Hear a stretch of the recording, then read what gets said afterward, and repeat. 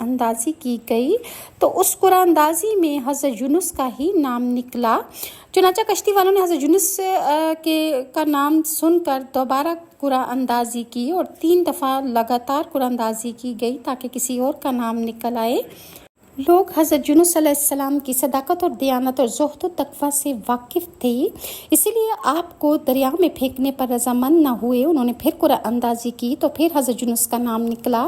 آپ چھلانگ لگانے ہی والے تھے کہ لوگوں نے آپ کو پھر روک لیا، مگر چونکہ اللہ تعالیٰ کی مرضی یہی تھی کہ آپ کو ہی سمندر میں پھینکا جائے، اس لیے تیسری مرتبہ قرآن اندازی پر بھی حضرت یونس کا ہی نام نکلا۔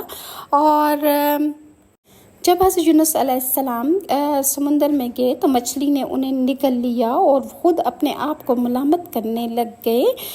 یعنی جب آپ کو سمندر میں پھینکا گیا تو اللہ تعالیٰ نے بحیرہ روم کی ایک مچھلی بھیج دی جو حضرت یونس کو